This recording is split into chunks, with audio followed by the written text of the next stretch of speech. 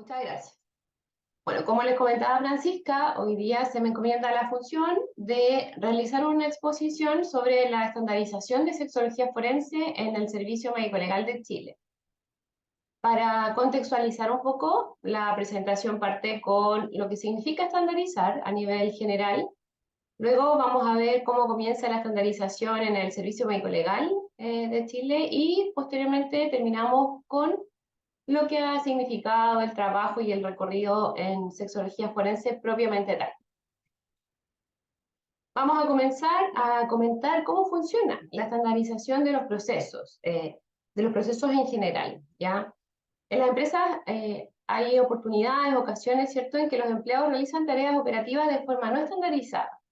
¿Qué significa esto no estandarizada? Que no tiene como una rigurosidad ni un A, B, C, D, Z, sino que es una empresa y se realizan tareas.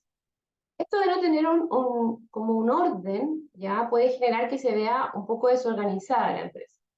Por lo tanto, ahí es cuando surge esta gran palabra, esta gran frase, estandarización de procesos. ¿Para qué surge esto? ¿En qué consiste? ¿Ya? Consiste en establecer una metodología de trabajo. Eso es la estandarización, es hacerlo de manera metodológica, ¿ya?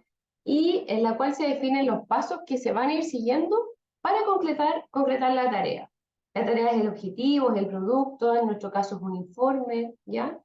Y todo esto ¿para qué? Para reducir los errores, para mejorar la calidad, para tener una mejor ejecución y optimizando así el desempeño de esta empresa o de esta institución pública, en este caso, cuando hablemos del peritaje propiamente tal. ¿Para qué también sirve estandarizar un proceso? Miren, cuando uno estandariza, es fundamental tener normadas las cosas, ¿ya? Normada significa normas, reglas, directrices, protocolos, procedimientos, y eso hay que tenerlo documentado en la empresa, en el servicio donde uno desempeñe su labor. ¿Para qué? Para dos razones fundamentales. La primera, para que le sirva a los propios trabajadores, a los propios funcionarios del lugar en el que están. Para que cuando tengan dudas, ¿cierto? Acudas a este base como de datos de la estandarización de los procesos y puedas consultar y ejecutarlo de la manera que corresponde. Pero también sirve para las personas que ingresan, ya sea a una institución o a una empresa. Porque cuando tú ingresas a un trabajo nuevo o a un lugar nuevo, es recomendable, es deseable, es esperable que exista esta normalización, esta protocolización, para que se te sea más fácil y no te salgas como no salirse de lo que corresponde hacer, ¿ya? Para eso es útil la estandarización de procesos. Si uno navega como en la web, el ejemplo de Toyota es un ejemplo que está reconocido a nivel mundial, que cuando uno empieza como a estudiar un poco de la estandarización de procesos, siempre aparece en algunos papers, en algunos ejemplos, y el TPS es el Toyota Production System, que comienza desde 1970 a popularizarse. ¿En qué consiste? Es demasiado simple, y la verdad es que como es demasiado simple, es por eso que es a nivel mundial reconocido. Se produce solo la cantidad necesaria en el momento justo, ¿ya? De esta forma, los costos se mantienen equilibrados, la producción es más ágil, y esto es basado en la filosofía Kaizen o en la mejora continua. Nosotros debiésemos todos apuntar a eso, ya en nuestras labores, en nuestros lugares de trabajo, la mejora continua es fundamental para siempre ir desafiándose, siempre ir apuntando a mejorar, ¿ya? Y la gracia de Toyota también es que tiene incluido dentro de todo su proceso el valor de las personas, que las personas le agregan el valor a la institución. Por lo tanto, tú logras adherencia también con eso. Y bueno, quise ponerlo como ejemplo, por si después alguno quiere revisarlo con más detalle. Ahora bien, ¿por qué estandarizar? ¿Para qué estandarizar? ¿Cuáles son las ventajas que nos entrega esto? La cultura de trabajo se vuelve distinta. Uno es más eficiente porque en el fondo o te fuerza la empresa a ir a un camino, a recorrer ese camino y solo ese camino, ¿ya? Y esto de tener este camino bien delimitado tiene beneficios. Por ejemplo, evitar la variación en los procesos. Los procesos son los mismos, ¿ya? Arica, Punta Arenas, Iquique, Antofagasta, Concepción es lo mismo. Aumenta la productividad y la eficiencia porque tienes menos como fugas, ¿ya? Hay una estandarización, por lo tanto tienes que seguirla y así aumenta esta productividad. Mejoras en la calidad del trabajo, reduciendo el número de errores y mejorando la calidad de este producto, porque al haber menos errores, por supuesto que va a mejorar la calidad. Y el tiempo de producción disminuye también. Nosotros en el servicio médico legal eh, hay una encuesta de satisfacción de clientes externos que se hace todos los años, salvo en pandemia que hubo algunas excepciones, pero la generalidad es que es anual, en la cual tú le consultas a tus clientes externos, que son los tribunales y las fiscalías, cómo hacemos nuestra labor, cómo desempeñamos nuestra labor, qué tan eficientes somos. Hay algunos parámetros, la calidad, ¿cierto? La claridad, los tiempos oportunos. Entonces, si lo pensamos de esa manera, al estandarizar y al reducir los tiempos y reducir los errores, también apuntamos a que nuestra calidad mejore. Por lo tanto, nuestro cliente externo también va a ver ese esfuerzo y lo más probable es que cuando estés a fin de año y tengas que evaluar estas instituciones que se adhieren a la estandarización de procesos, sea muy útil. Dentro de la estandarización hay algunas etapas. Definir el método actual de estandarizar es el primer paso, porque en el fondo tenemos que ver qué es lo que, qué es lo que vamos, qué es lo que deseamos estandarizar, ¿ya? Realizar el análisis del método actual comparando con el estándar o la norma establecida a implementar, tiene que ver con comparar este proceso actual que tenemos con lo que queremos lograr. Identificar las diferencias y realizar ajustes al método, incluyendo la utilización de registros de control. Tiene que ver cuando empiezas ya a ejecutar esto. Ya ves qué diferencia existe entre lo que esperas y entre lo que tienes, y empiezas a trabajar y ajustarlo según también la realidad que cada uno tiene. Luego establece la adhesión de los procesos. Es importante que todas las personas participen, ¿cierto? O la mayor cantidad posible de esto para que logres la adherencia, logres el cambio. Y propiciar una mejora continua, esto es fundamental. Como les mencionaba, la estandarización tiene que ver con esto, con la continuidad. El siempre estar intentando mejorar, siempre tener una mejor versión, siempre completarla. Hay que asegurarnos de que si logramos una versión, se ejecuta y existen algunas cosas como observaciones o comentarios, la idea es que hagamos los ajustes para que esta efectividad, ¿cierto? Y este apuntar a la calidad sí se vea reflejado en nuestro procedimiento. Pues bien, luego de haberles comentado esta generalidad de lo que significa la estandarización, me gustaría comentar respecto a la estandarización de procedimientos, pero en el servicio médico legal de nuestro país. El primer acercamiento a la estandarización ocurre el 21 de septiembre del 2017, cuando se publica el procedimiento de toma de muestras de sangre líquida en soporte FTA para efectos de filiación y o análisis comparativo. Este procedimiento era estandarizada la parte clínica, la parte técnica, ¿ya? Desde Arica a Punta Arenas, en el fondo hay un lineamiento de trabajo y hay una manera de ejecutar esta toma de muestras. ¿Qué era lo distinto de la parte administrativa?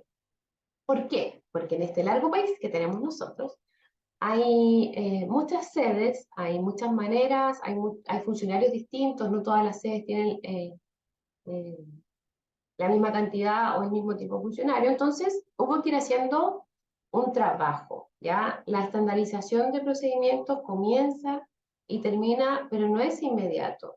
Hay un trabajo, es difícil, toma tiempo. De hecho, la importancia de estandarizar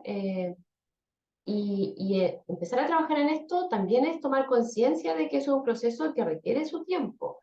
Las cosas no son inmediatas, la socialización tiene su tiempo, sus plazos, así que hay que trabajar con las personas. Y la unidad de calidad y estandarización de procesos del servicio médico legal hizo un trabajo muy bien logrado. La verdad que en esos años que siguieron trabajando, ¿cierto? Socializando, haciendo bajadas, haciendo ajustes, tomando la opinión de las personas, se logra finalmente la estandarización nacional de un procedimiento, que es el 14 de abril del 2022, que es el procedimiento estandarizado de toma de muestras, el soporte FTA y o hisopado bucal para casos de filiación. Hoy en día, este procedimiento se aplica a Arica a Punta Arenas de la misma manera, ¿ya? Es la misma planilla, son la misma manera de tomar las muestras, la misma documentación asociada, por lo tanto, yo siento que es muy loable lo que se logra, ¿cierto?, con este trabajo, pero también es eso, reconocer que el estandarizar conlleva tiempo, no es automático, no es de inmediato y tiene muchísimo trabajo detrás. Que la unidad de calidad, por supuesto, pudo hacerlo de una manera, de una ejecución realmente brillante. La estandarización de procesos en el Servicio Médico Legal de Chile tiene un líder de este proyecto, que es la Directora Nacional del Servicio Médico Legal, y además lo prepara la Unidad de Calidad y Estandarización de Procesos. Ellos son quienes lideran esto, quienes se preocupan, quienes están en contacto con las personas que participamos dentro, ¿cierto?, de las comisiones de estandarización. Son ellos quienes lideran y quienes van viendo los avances, las etapas. En el fondo, ellos son quienes guían este proyecto, ¿ya? Y este proyecto contempla estandarizar en un plazo de 18 a 24 meses el proceso de entrega de informe pericial al organismo de justicia. Ahora, no de cualquier manera, no de cualquier forma, sino que siempre respetando todo lo de la norma ISO 9001-2015 y la ISO 17025-2017. ¿Para qué? Para que logremos primero una certificación, ¿cierto? Y apuntar siempre, idealmente, a una acreditación de nuestros procesos. ¿Cuáles son las partes interesadas dentro del servicio médico legal de todos los procedimientos que tenemos? Bueno, tenemos internas y externas. Las internas comienzan con nuestra directora, luego con las subdirecciones administrativa y médica, los jefes de las áreas técnicas, los coordinadores técnico-periciales, el área de gestión institucional, la unidad de calidad y estandarización de procesos y además gestión de desarrollo de personas. Todas estas unidades, en el fondo, trabajan en todas estas creaciones, toda esta elaboración de los procedimientos. Y las externas, tenemos a la Contraloría General de la República, los organismos de justicia, tanto los tribunales como las fiscalías, los usuarios, los beneficiarios y el servicio civil. Dentro del servicio, los procesos que iniciaron esta estandarización en el 2021, tenemos a lesiones, tránsito, alcoholemia, tanatología, sexología, salud mental. Ahí tenemos psiquiatría adulto, infanto-juvenil, psicología adulto e infanto-juvenil, además de las pericias sociales, ADN filiación y ADN comparativo de delitos.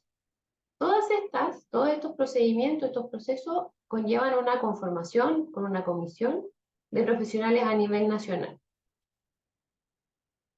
Y entramos de lleno en lo que es la sexología forense. Tomé estas imágenes para comentarles que dentro del servicio médico legal tenemos la sexología forense realizada en un box de atención, como la fotografía que ustedes ven a la derecha, que tiene una camilla ginecológica, un colposcopio, ecógrafo, ¿cierto? Idealmente con baño dentro para que la persona pueda estar ahí más cómoda, y un escritorio para poder realizar los informes periciales. Pero también tenemos unidades móviles en algunas partes de nuestro país, que tienen lo mismo. Si se fijan, es la misma camilla ginecológica, un colposcopio, el ecógrafo, área limpia, eso. ¿Por qué les muestro estas imágenes? Para contextualizar que ya vamos a hablar de lleno lo que significa la estandarización, pero en sexología forense propiamente tal. Comentarles que se inicia el trabajo de estandarización con una segunda comisión de profesionales que fue nombrada por el memorándum de la subdirección médica el 2 de febrero del año 2022. Ahí se nombra a Carolina Gacitúa Neira, a Claudia Bravo San Martín y que les habla María Graciela González Marván. ¿Qué hicimos? ¿Qué hicimos luego de que se nos nombrara y se nos encomendara esta misión? Bueno, lo que hicimos fue reunirnos. Carolina era de la primera comisión que estaba nombrada, por lo tanto ella queda como coordinadora de la NUC. Se solicitó a los directores regionales información respecto al trabajo de sexología forense en cada una de las regiones de nuestro país. Luego de que tuvimos ese insumo de vuelta, realizamos un consolidado de toda esta información. Hicimos algunas tablas, tabulamos, sacamos como, distribuimos la información para ver más o menos la realidad que teníamos en nuestro país. Solicitamos algunos procedimientos. El Servicio Médico Legal trabaja hace mucho tiempo bajo la norma ISO 9001-2015 y habían certificado, o sea, habían procedimientos de sexología forense en algunas regiones, en algunas sedes que estaban certificados. Así que trabajamos con la unidad de calidad y estandarización de procesos, nos compartieron, ¿cierto? Y pudimos ver, en el fondo, tratar de encontrar similitudes y ver también en qué eran las diferencias que existían entre ellas. Solicitamos a informática una carpeta compartida por la comisión en nuestro servidor institucional, en el cual fuimos, ¿cierto?, toda la información que íbamos recolectando, íbamos guardándola ahí en carpeta, íbamos como estructurando las reuniones. Al principio teníamos reuniones semanales, había semanas que era día por medio, dependiendo de lo que estábamos haciendo. Y este servidor, o sea, esta carpeta compartida en el servidor, la verdad que fue fundamental. Todo está ahí, todo lo que hemos trabajado, toda la información que se ha ido documentando está respaldada. Y se comienza a trabajar en nuestra estandarización. Primero había que tener el insumo, ¿cierto? Hacer como una recolección de información para luego empezar a trabajar en la estandarización. ¿Qué hicimos? Anoté algunas cosas relevantes para contarles de la información que obtuvimos en marzo del 2022. Habían 19 médicos mujeres, 19 médicos hombres. Hasta ese momento en nuestro país habían 262 pericias realizadas. La infraestructura era mayormente acorde en relación a las camillas, ¿cierto? Y a las cámaras fotográficas. Y había a nivel nacional 48 colposcopios funcionando, operativos. ¿Qué más? Dentro de los ejes centrales que nosotros definimos para el procedimiento de sexología forense, tenemos tres que son como los pilares de nosotros. Lo primero es la norma técnica de atención a víctimas de delitos sexuales, que más adelante vamos a conversar un poquito más en detalle. Luego, la disminución de la victimización secundaria, que para nosotros es el emblema de la unidad, o sea, trabajamos en pos de eso. Y la ley 21.057, que también voy a comentarles brevemente para que conozcan las personas que no son de nuestro país de qué se trata. Respecto a la norma técnica, comentarles que es una norma que se crea en un trabajo conjunto y colaborativo entre el Ministerio de Salud, entre el Servicio Médico Legal y entre el Ministerio Público, ¿ya? Los mandan a trabajar en conjunto, ¿cierto?, para poder generar esta norma técnica, la cual tiene la labor de que se estandarice el procedimiento tanto en salud como en el médico legal. Ahora, ¿qué tomamos nosotros? Estandarizamos el procedimiento de ahí, los documentos, el asentimiento informado, consentimiento informado y el acta de realización de examen. También el levantamiento de evidencias y el manejo de la cadena de custodia. Eso es parte de la normativa y no podemos cambiarlo, por supuesto. Lo que sí me gustaría comentarle a las personas que no son de nuestro país es que la gran diferencia es que en el servicio médico legal, por ejemplo, no hay entrega de profilaxis, ya que dentro de nuestros lineamientos eso no está. Sí, la norma técnica tomamos lo que le compete al servicio médico legal, pero hay cosas que son solo y exclusivamente del Ministerio de Salud.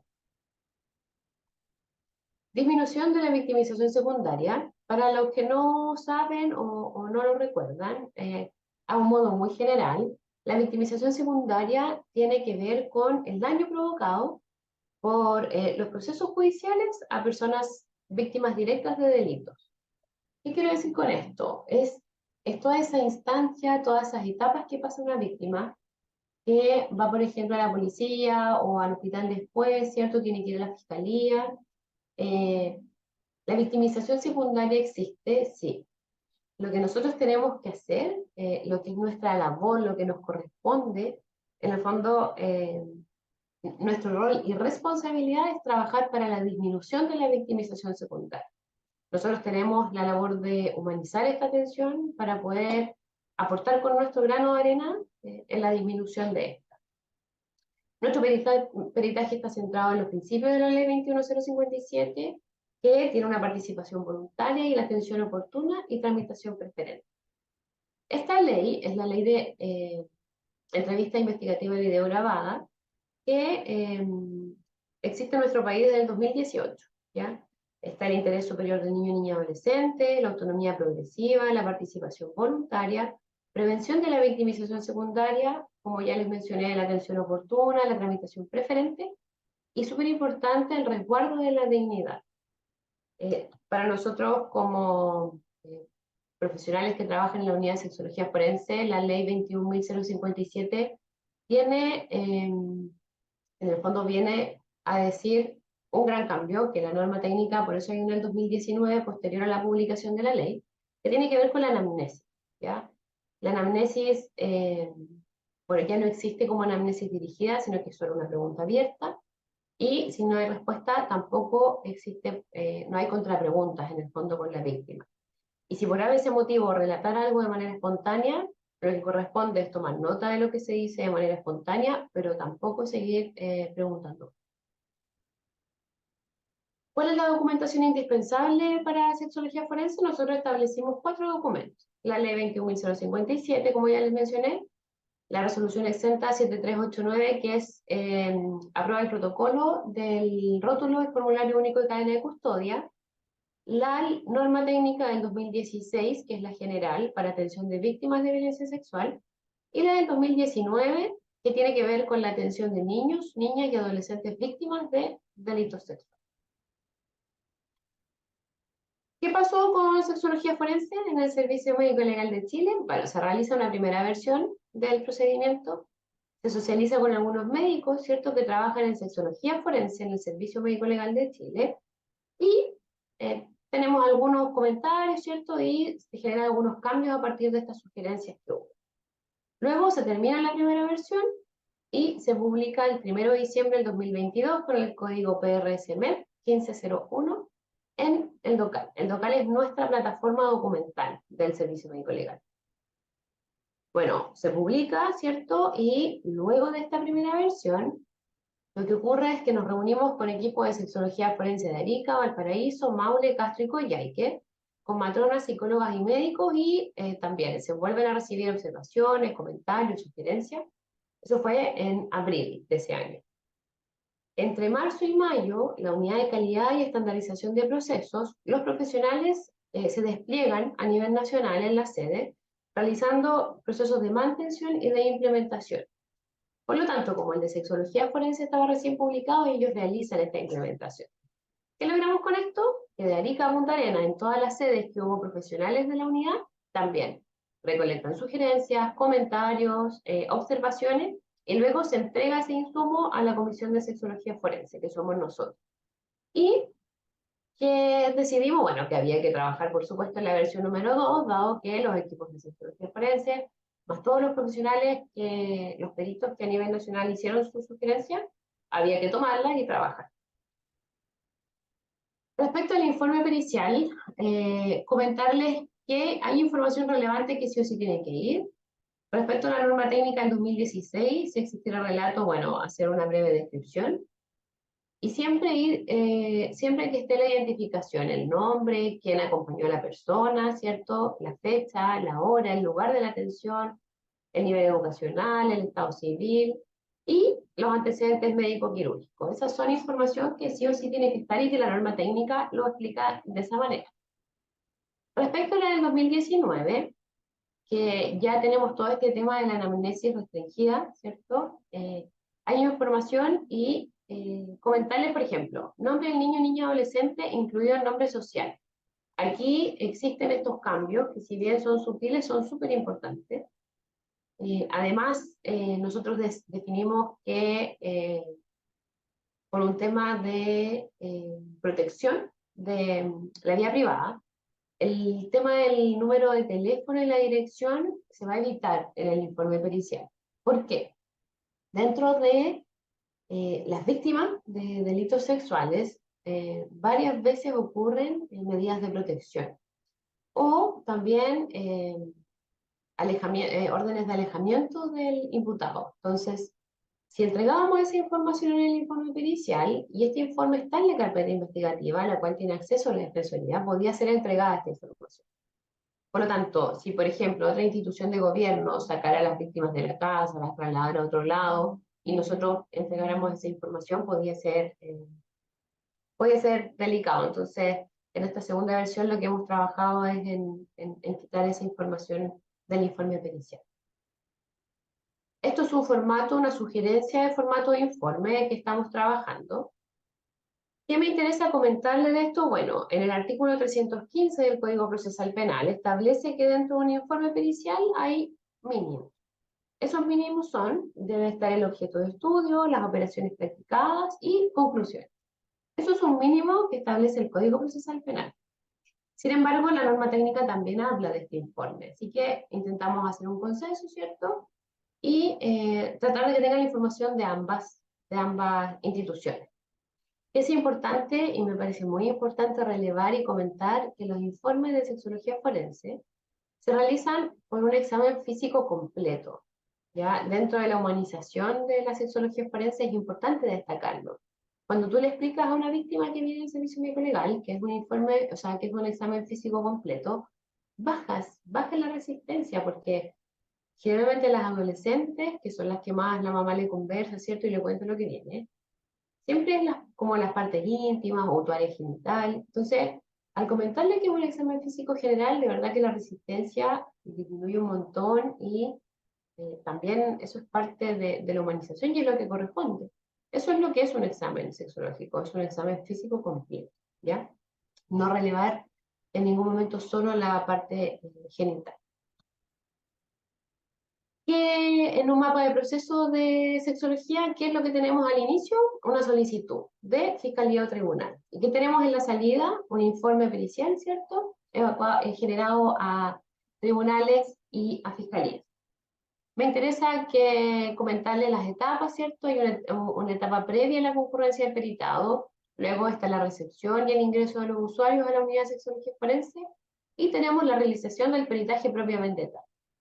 Ahí tenemos el control de insumos, los documentos que se firman, el consentimiento informado, el asentimiento informado, está la entrega del acta de realización de examen, la anamnesis remota y próxima, el examen físico, si es que hay evidencia fotográfica o si corresponde la recolección de evidencias o si también corresponde la derivación. Y en fondo, estas etapas tienen esa estructura como este orden. Luego de este examen, ¿cierto? Viene toda la gestión administrativa para poder tener este informe y enviarlo a quien corresponda.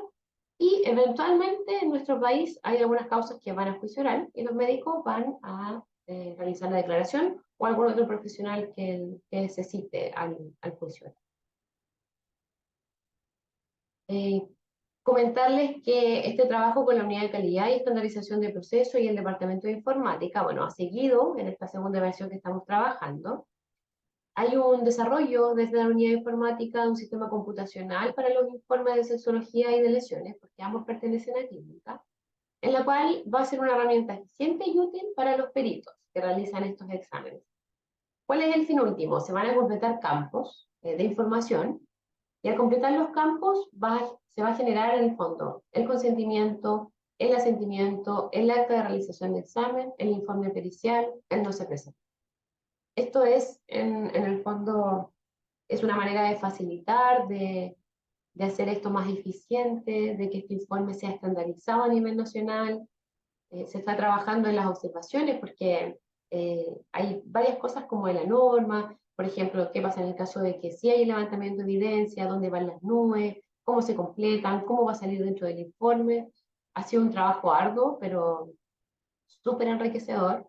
La verdad que cuando uno está ahí y piensa en lo que después va a ser, que se emitan informes que sean iguales a nivel nacional, yo siento que, bueno, las unidades han trabajado muy bien, han sido súper entregadas y ha salido un muy bonito resultado hasta ahora. Como conclusión, dentro de lo que significa la sexología forense en el Servicio Médico Legal de Chile, bueno, comentarles que esto ha sido un tremendo trabajo en equipo, que la estandarización de un formato de informe pericial nos parece muy relevante, súper importante.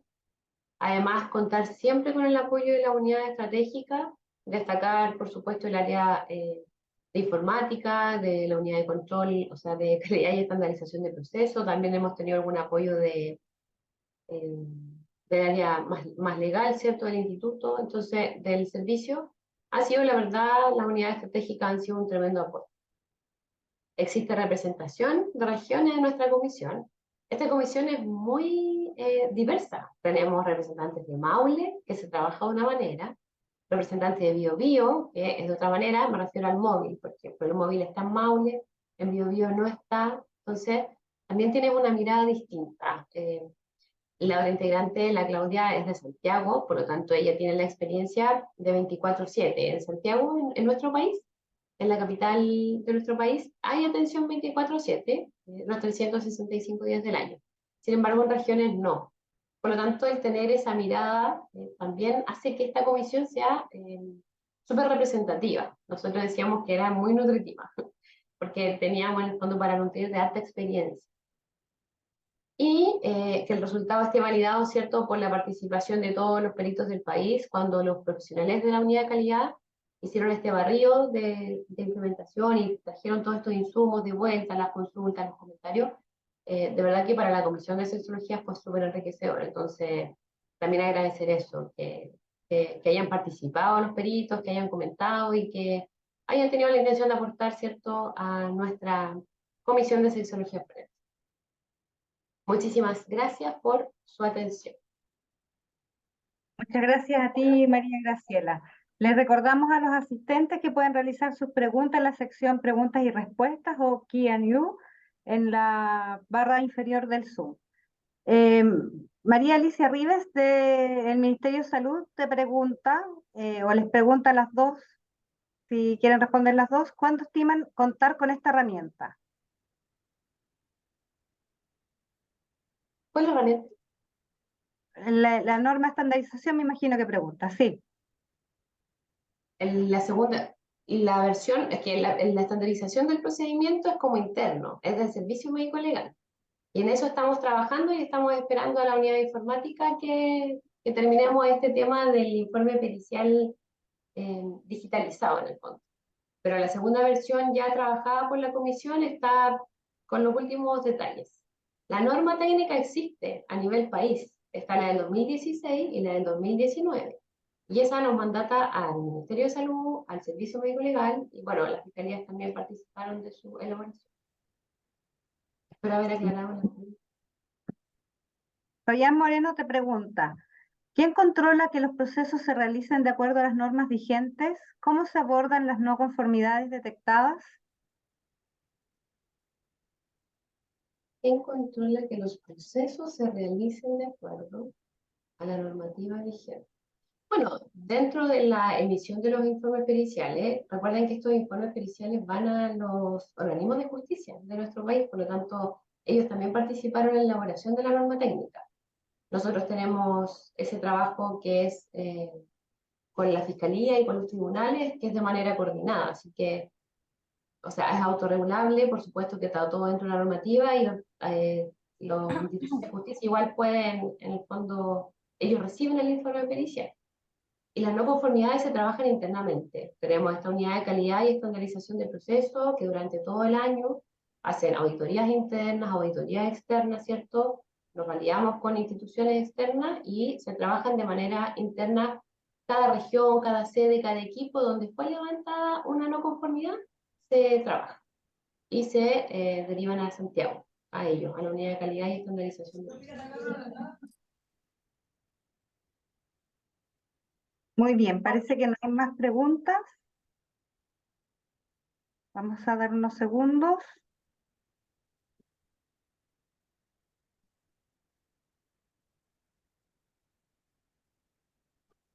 Parece que estamos.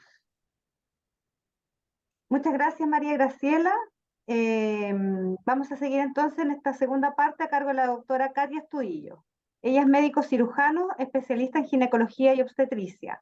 Se desempeña por más de 10 años como gineco-obstetra en el Hospital Regional de Coyhaique y desde el 2016 como perito de sexología forense en el Servicio Médico Legal de Aysén. Cuenta con un diplomado sobre derechos de los niños, niñas y adolescentes víctimas de delitos sexuales y el sistema judicial de la Pontificia Universidad Católica de Chile, y diversos cursos de especialización del área forense y la medicina legal, como asimismo la atención especializada a niños, niñas y adolescentes en diversos contextos psicosociales. Le invitamos a compartir pantalla y comenzar con su exposición, doctora. Ahí la puedo cambiar yo o no sé si me ayudas tú. La voy cambiando yo. Ya. Hola, buenas tardes. Bueno, ya Francisca, muchas gracias por la presentación. Yo, como contaba Francisca, trabajo en el Servicio Médico Legal de Coyhaique. Yo siempre se cuento que tengo doble militancia. Yo trabajo 33 horas en el Servicio de Salud de Aysén, en el Hospital Regional Coyhaique, y 11 horas hace mucho tiempo también en el Servicio Médico Legal. Y en mi rol de perito de sexología forense, trabajo en ambos lugares haciendo peritajes sexológicos. Específicamente en el Hospital Regional Coyhaique, que es el centro de mayor complejidad regional y que cuenta con una unidad clínico-forense hospitalaria. Y es en este contexto, en esta experiencia, que me han pedido un poco contar cómo ha sido la progresión de la instalación de la perita sexológica y la red de atención de salud a nivel país Chile. La siguiente, por favor, Francisca, te agradecería. ¿Se escucha? ¿Sí? Bueno, un poco ya para contextualizar, ya esto ya lo sabemos, la violencia sexual es un problema a nivel mundial muy importante y por tanto también en nuestro país. Es una vulneración de los derechos humanos, de la dignidad, de la intimidad sexual de las personas y sabemos que tiene una amplia gama de consecuencias tanto personales y como sociales. Personales, por supuesto, el daño físico directo, pero también tiene consecuencias en el desarrollo sexual de los pacientes, en contagio de infecciones de transmisión sexual, en embarazos no deseados, en interrupción de embarazos. Y socialmente también sabemos que la víctima de violencia sexual tiene connotación de estigmatización social, de baja participación social, baja participación política y educacional. Hay una amplia gama de consecuencias para la vida y la sociedad con relación al problema de la violencia sexual. Por tanto, debemos considerarlo un problema de salud pública. Y claramente sabemos que la violencia sexual tiene una cara, tiene una perspectiva de género, tiene cara de mujer y tiene cara de niño, niña, adolescente. Sabemos que del porcentaje total de víctimas de violencia sexual, cerca de un 70-80%, según las diferentes estadísticas, son mujeres, ¿cierto?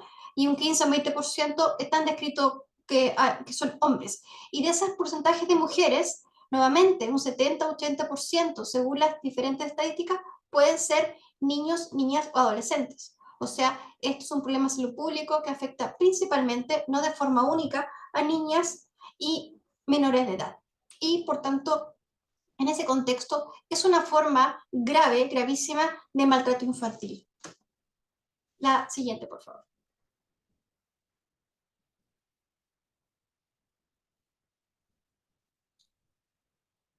¿Se puede? La siguiente, por favor. Espéreme, doctora, que no sé por qué no pasa. Ay, Espéreme un segundito.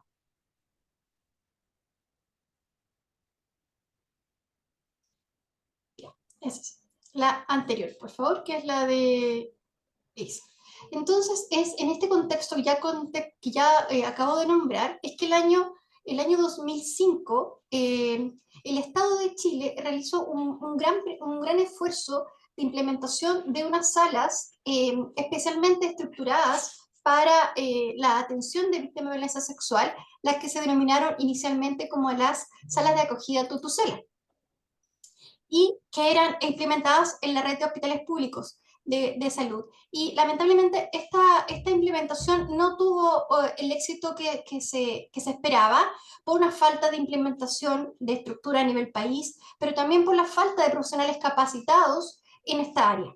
¿Ya? Y es así que nuevamente cerca del 2010, el 2012, se vuelve a evaluar esta estrategia en conjunto y encabezado principalmente por la Secretaría Ejecutiva del Consejo Nacional de la Infancia, quien retoma esta instancia y quien instruye dotar a nivel nacional estoy hablando de los servicios de salud, de infraestructura y recurso humano capacitado y contratado especialmente para este fin. ¿Ya? Es así como finalmente el año 2018 se consolida lo que se denominó las unidades clínico-forenses hospitalarias, que vinieron a reemplazar a las denominadas salas de acogida Tutucela. Inicialmente se diseñó para estar en 16 servicios de salud a nivel nacional y se implementó programas pilotos, de los cuales uno de esos primeros unidades clínico-forenses fue la implementación en una zona extrema que es esta, que es la región de Aysén, que es la 11ª región. El objetivo de la unidad clínico-forense son ser la puerta de entrada para personas afectadas por víctimas de violencia sexual y por tanto también es la puerta de entrada al proceso penal. Y como ya lo dijo María Graciela, también tiene el objetivo principal de disminuir la victimización secundaria y garantizar una calidad de atención para las víctimas, tanto niños, niñas, adolescentes como adultos, por supuesto, a nivel de la red. O sea, en el fondo, como lo nombró previamente mi colega, es dar una evaluación de calidad estandarizada y que nos permita la adecuada recolección de evidencia que sustenta o que apoya la existencia de una violencia sexual. Todo esto, por supuesto, en un ambiente seguro y que protegiera a la víctima y con los estándares que ya había comentado. Y es así como el año 2016 se promulga, previa a la instalación de la clínico forense, la primera normativa que trabajó tanto Servicio Médico Legal, que es el organismo mandatado a ser el guía en estos temas médico-legales, con el Ministerio de Salud, con el Consejo Nacional de la Infancia, de la norma técnica de las víctimas de violencia sexual, que el 2019, aquí está errado, 2019, se viene a complementar con la modificación que se generó en la ley con respecto a la introducción de las exigencias de la ley 21.057, que viene un poco a diferenciar lo que es una pericia sexológica para adultos y los nuevos requerimientos que la ley nos exige con respecto a la 21.057. ¿Ya? Y bueno, este último punto que voy a tocar también, que es la reciente incorporación en el año 2021 para el 2022 del GES 86, que es una garantía explícita en salud, que además viene a complementar lo anterior que ya nombré en salud para asegurar garantías de acceso, oportunidad y protección financiera y seguimiento para las víctimas que son beneficiarias de los sistemas de salud. La siguiente, por favor. Esta es un gráfico. Aquí yo les voy a mostrar un estudio que pertenece a la Fundación Amparo Justicia. Yo hice un diplomado, que es una excelente instancia de formación, un diplomado de violencia sexual, niño, niña, adolescente en el proceso judicial, en el fondo de nuestro proceso. Y la Fundación se encarga de recopilar datos desde las fiscalías a nivel nacional. Por tanto, son una fuente muy importante de información. Acá les quiero mostrar cómo desde el año 2006 al 2022, estos son niños, niñas, adolescentes. Yo ya les comenté que la gran mayoría de las víctimas pertenecen a este grupo, ¿cierto? Que desde el año 2006 al año 2022, cómo ha ido aumentando los delitos graves y con respecto, la gran mayoría de ellas son delitos de violencia sexual en niños. O sea, el año 2022 hubieron 39.933 denuncias por delitos graves contra niños y sobre el 95% de ellos tenían que ver con denuncias de violencia sexual. La siguiente, por favor. Aquí nuevamente les muestro con datos del año 2022 de este universo de 39.900 delitos, como lo nombrábamos recién, el 85% en este caso de la última revisión de los datos aportados por Fiscalía corresponden a mujeres, sí, a mujeres, y un 14% a hombres, ¿ya? Y esto es en niños, ¿ya? Pero es extrapolable, por supuesto, también a las víctimas adultas, donde también la mayoría son mujeres. Y en el gráfico de barras que ven más abajo, les voy a mostrar que la mayoría de estos delitos están concentrados de niños, niñas, entre 10 a 17 años, o sea, el 70% de los delitos se concentran. Pero no es menor que un 4% de delitos, de víctimas de delitos sexuales, de otros delitos graves en niños, existen en niños de entre 0 a 3 años, que es un no despreciable 4% de un universo de 39.900 denuncias. O sea, para que vean lo importante que es este problema, además considerando que hay una cifra negra de delitos que no se denuncian. O sea, 39.000 delitos que sí vemos. Y los que no vemos, hay un porcentaje importante que se pierde. La siguiente, por favor. Esto solamente para contextualizar para la gente que no es de Chile, en el fondo para gente que está en esta presentación, estos son los delitos que son del área de violencia sexual en Chile. Aparecen también otros, porque recordar que la 21.057, que María Graciela también lo nombró previamente, también incluye delitos como homicidios, secuestro y otros delitos graves en niños, pero si se fijan es un porcentaje bastante bajo. Y el resto de los delitos, ¿cierto? Y esta es la estadística del 2022, que el nombre el valor total, todos en el fondo se refieren a delitos de violencia sexual, o sea, abuso sexual con contacto, sin contacto, violación, etcétera, etcétera, etcétera, ¿ya? O sea, y la gran importancia de darle atención oportuna, digna y de calidad a las víctimas. La siguiente, por favor. Bueno, obviamente todas estas normativas a nivel país y sobre todo las que están siendo implementadas en las unidades clínico-forenses están enmarcadas en compromisos internacionales que como país hemos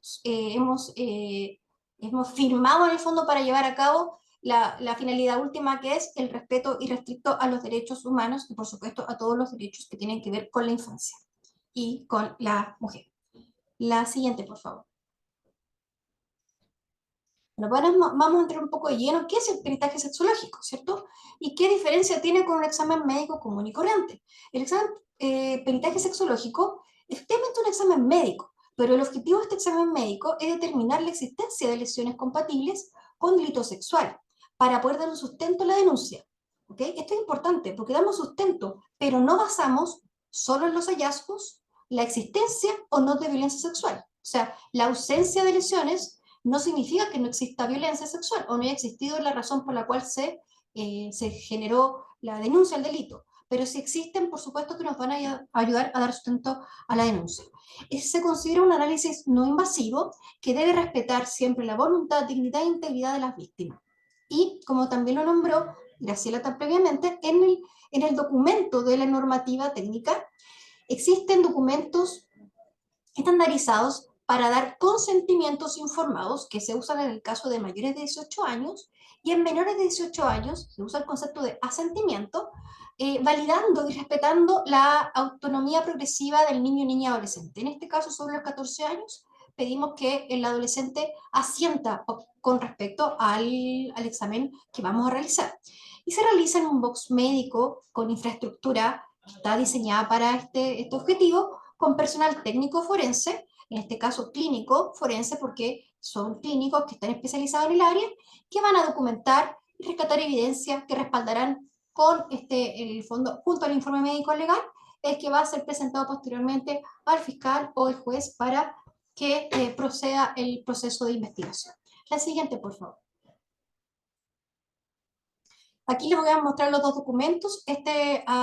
Aquí estoy mostrando la norma general técnica, que es la del año 2016, y posteriormente, el año 2019, la normativa que en el fondo viene a modificar la del 2016 con respecto a las niñas, niñas y adolescentes, donde se introducen todos estos conceptos de la 21.057, que ya hemos conversado y que ya han escuchado en la presentación anterior también. La siguiente, por favor.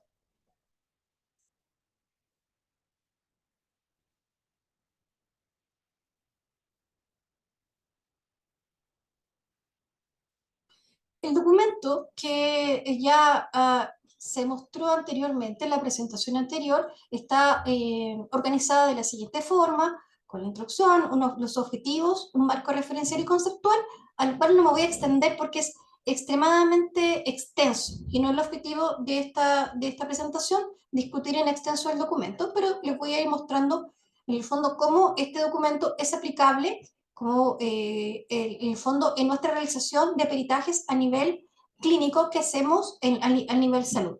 La siguiente, por favor.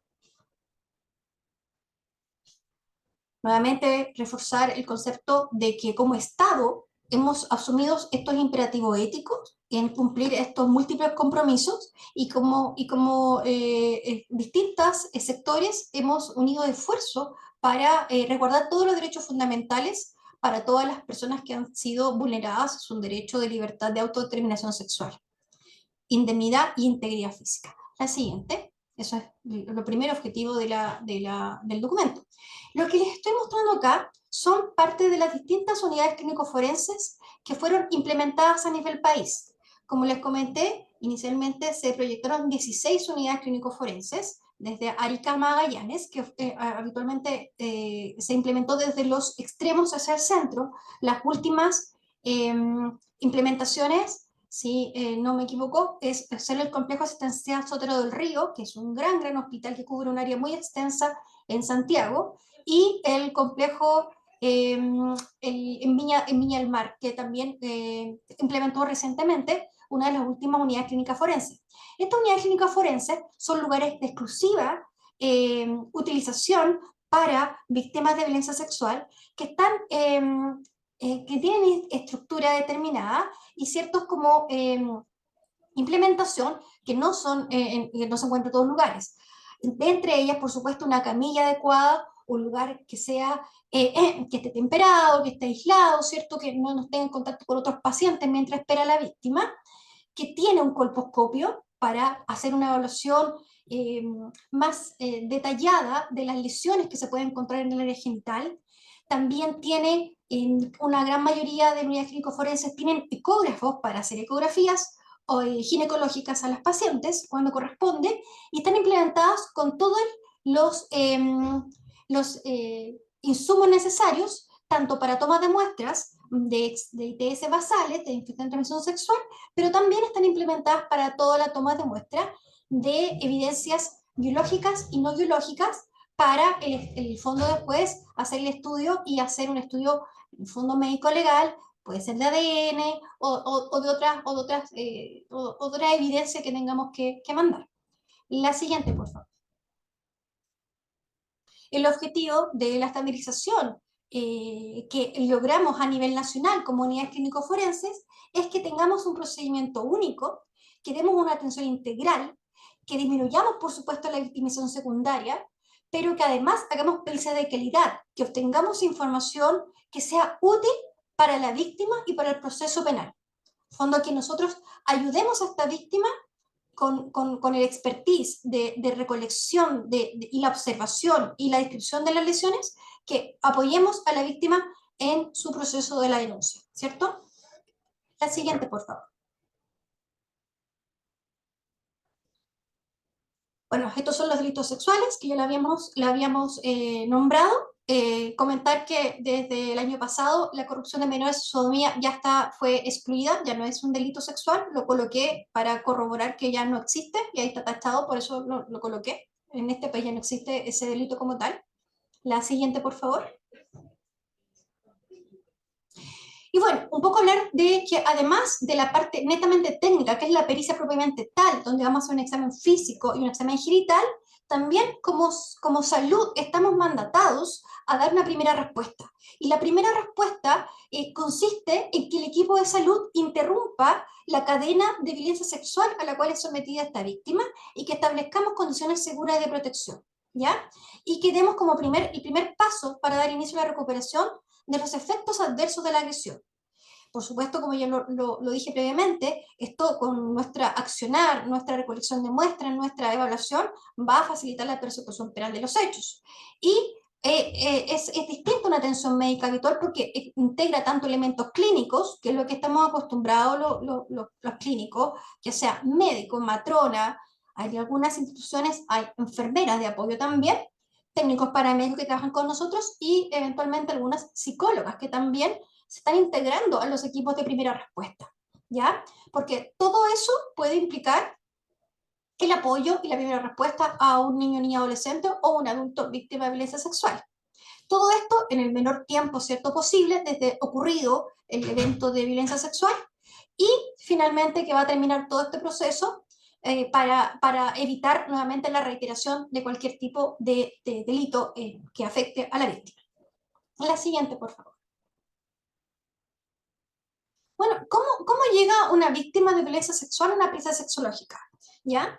En los servicios de salud, en esta unidad clínico-forense, habitualmente somos la puerta de entrada de atenciones de urgencia. Recordar que el servicio médico legal, que es el estamento mandatado para dar prestaciones de pericias sexológicas, solamente a nivel de Santiago tiene la prestación de pericia 24/7, y en el resto del país no funcionaba esta prestación. Por tanto, muchas de las víctimas de violencia sexual que son detectadas de forma aguda, o sea, en las primeras 72 horas, eran llevadas a las urgencias, a las distintas urgencias de los hospitales a nivel país. Y en este contexto tenían que ser atendidos por clínicos que no necesariamente estaban formados ni capacitados para dar esta respuesta. Y actualmente lo que nos pasa es que muchos niños, niñas, adolescentes y adultos son llevados a las urgencias, son detectadas las evidencias o las sospechas de violencia sexual, y desde este mismo punto son contactados al proceso penal a través de los fiscales de turno que habitualmente existen en todo Chile, quienes son finalmente que van a determinar si el niño, niña, adolescente o adulto tiene que ir a una pericia. Y en ese punto, que es el donde el perito es llamado a que acuda a realizar una pericia sexológica a este niño, siempre considerando que lo primero en las víctimas sexuales, en la víctima de violencia sexual, es atenderla de forma integral. O sea, si viene una víctima que está sangrando o viene con alguna lesión, la parte médica del médico de urgencia o el centro que lo está atendiendo tiene que resolver su patología aguda y a la brevedad, dentro de lo posible, la estabilidad de la víctima, va a pasar una pericia sexológica. O sea, el perito no hace la atención clínica netamente tal, sino que da esta como evaluación complementaria que puede ser clínica, pero básicamente enfocado a lo médico-legal. Entonces, los niños menores de 18 años, o las víctimas menores de 18 años, siempre son derivadas mediante una orden de fiscal, ¿cierto? Que puede ser escrita o puede ser verbal al perito para que realice. Recordar también que no todas las víctimas de violencia sexual necesariamente van a requerir una pericia sexológica. Eso lo determina el fiscal, no nosotros. Por tanto, es él el que nos va a ordenar hacer una pericia sexológica. ¿Ya?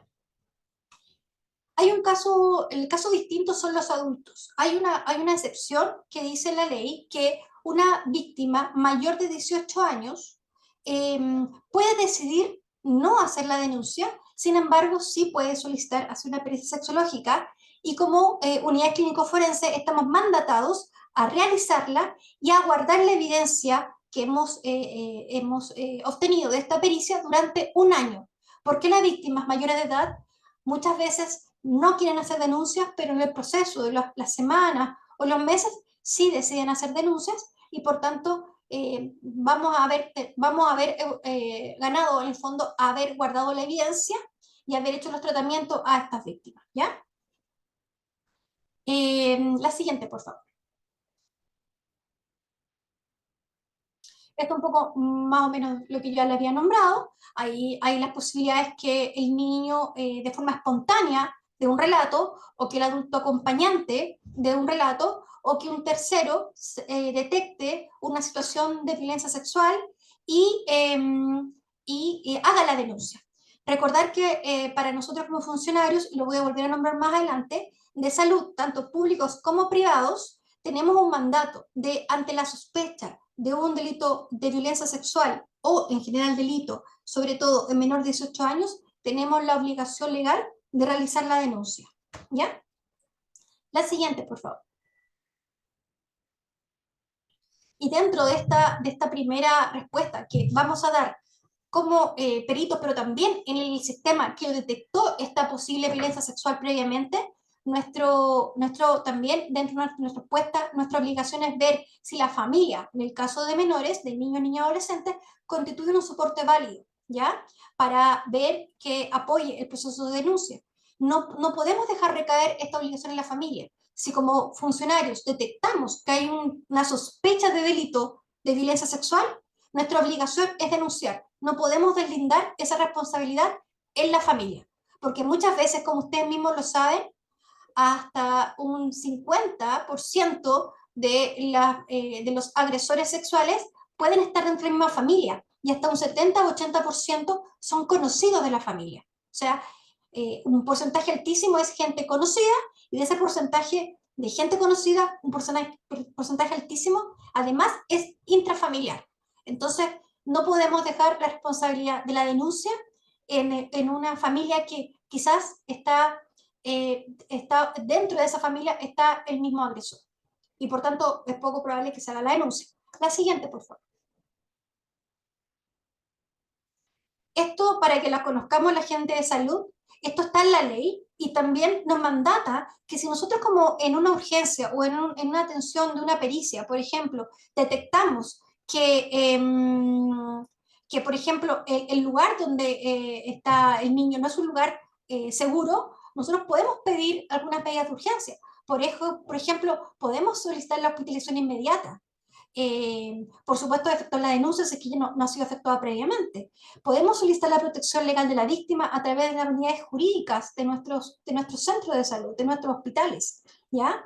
Y en el caso eventual, por ejemplo, que el niño tuviera que ser llevado a otro centro porque por alguna razón el centro que nosotros tenemos no puede dar la prestación, en el caso de hospitales donde no hay unidades clínico-forenses, ese niño debe ir acompañado de un funcionario que se haga responsable del traslado de la integridad de la víctima. No podemos deslindarnos de la responsabilidad cuando ya estamos en conocimiento que hay una víctima de violencia sexual. La siguiente, por favor. Solo lo dejo acá para recordarlo, ya lo dije. Esto es la ley, el artículo 175, el que nos obliga a denunciar. El 176 nos da los tiempos y el 177 nos dice qué penas podemos tener en caso de que, estando en conocimiento de una sospecha de un delito, no lo hagamos. Hay cierta gente que está además como aún más obligada por ley, que son todos los que yo nombro acá, pero por supuesto cualquier funcionario público y también privado, sobre todo en salud, tiene la obligación de poner en conocimiento a lo que corresponde, que es Policía de Investigaciones, Fiscalía, PDI o Ministerio Público, de la sospecha de un delito. ¿Ya? La siguiente. Esto cuando hacemos como presentaciones a salud, atención primaria o a otros colegas de otras áreas, siempre les complica mucho. Dice, bueno, pero ¿qué pasa si estoy denunciando algo y finalmente no es un delito? Les complica mucho la idea de no tener la certeza de que están denunciando realmente un delito. Y la respuesta es que es suficiente la sospecha de la ocurrencia de un delito respecto de la víctima para llevar a cabo la denuncia. Probar o no el hecho, si efectivamente es así, no es función de los funcionarios de salud. Esa es una función propia del Ministerio Público. O sea, en el fondo nosotros no tenemos que interrogar a la víctima, sobre todo, y por ley no debemos interrogar a la víctima menor de 18 años para asegurarnos de un delito. Si una víctima me comenta en un relato espontáneo que tuvo algún tipo de violencia sexual, mi obligación es creerle, hacer la denuncia correspondiente. Y el Ministerio Público, o quien corresponda, realizará la investigación para determinar el carácter de este delito, que por tanto no nos corresponde a nosotros como funcionarios de salud. La siguiente.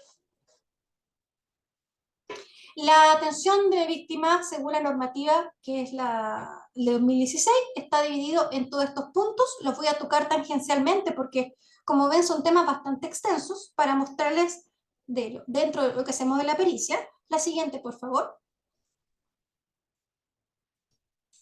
Dentro de la acogida, ¿cierto? Tenemos que adaptarnos al nivel de desarrollo de nuestra víctima. Por supuesto, no es lo mismo evaluar a un niño de 4 años que evaluar a un adolescente.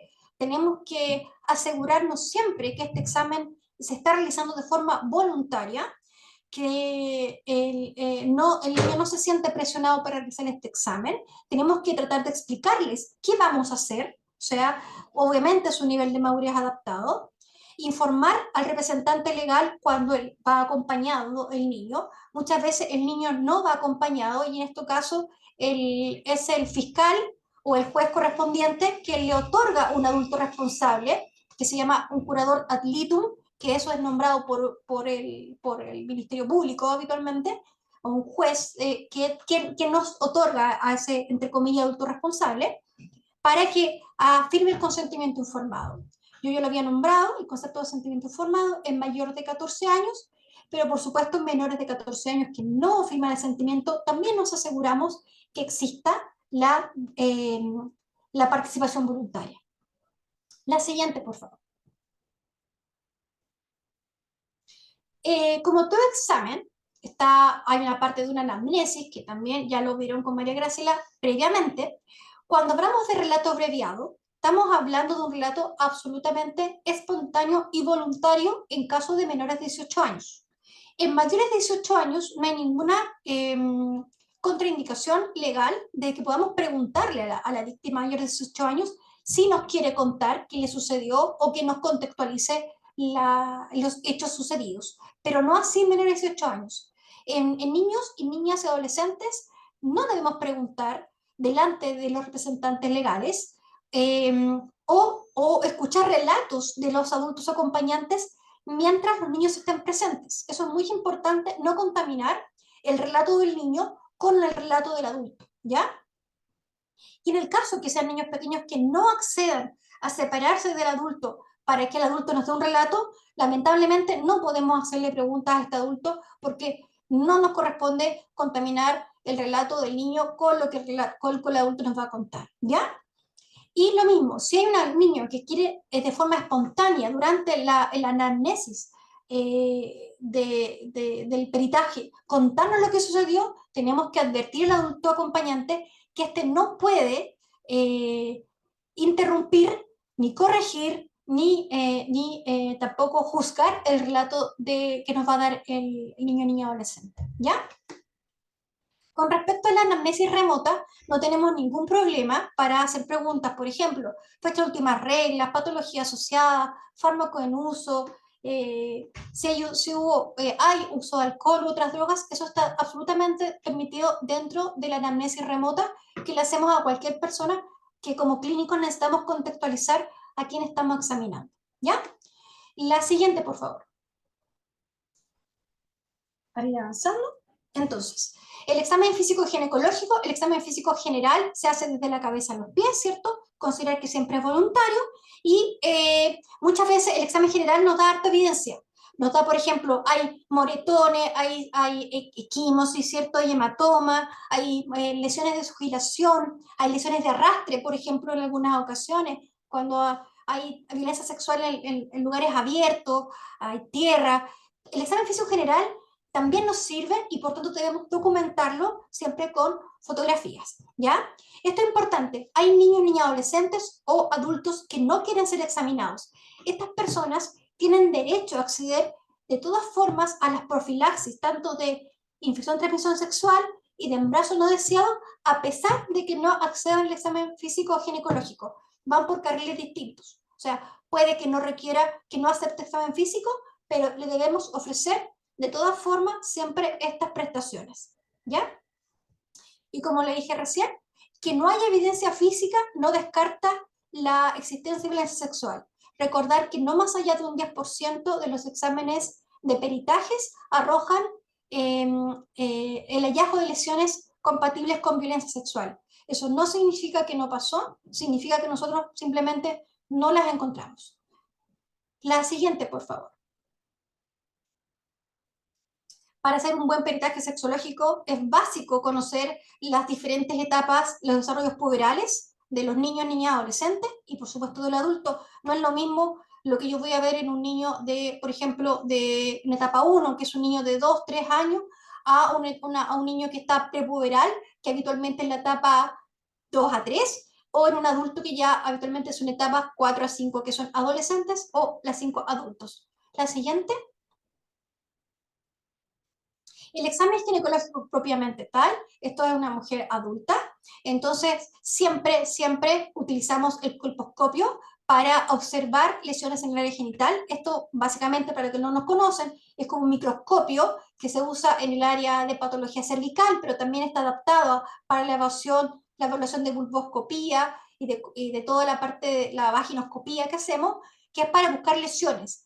Tiene un sistema que tiene una luz verde que además nos permite ver lesiones que el ojo desnudo no se ven habitualmente, que son lesiones que no son tan visibles. Y por supuesto, en el caso de lesiones, siempre dejamos fijación de imágenes que nos van a servir posteriormente como evidencia para nuestro informe. La siguiente.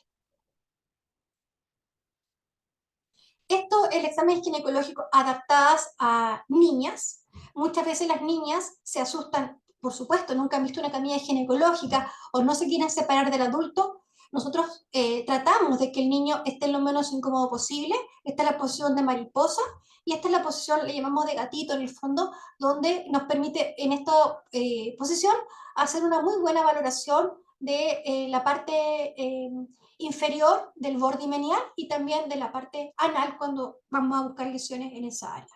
La siguiente. Esto es cómo se describe en el protocolo, en la norma técnica, la examinación del himen. Si ustedes se dan cuenta, es todo externo. Tratamos de visualizar las lesiones de la parte genital. Acá hay una niña pequeña, no, es una etapa puberal probablemente 1 en esta niñita o 2. Observación de labios menores, labios mayores, himen, meato uretral, clítoris, capuchón del clítoris. Y en la posición genopectoral que yo les mostré previamente, podemos tener una muy buena valoración de lo que es todo en la parte del borde inferior del himen, que es donde habitualmente encontramos lesiones en relación a penetración vaginal.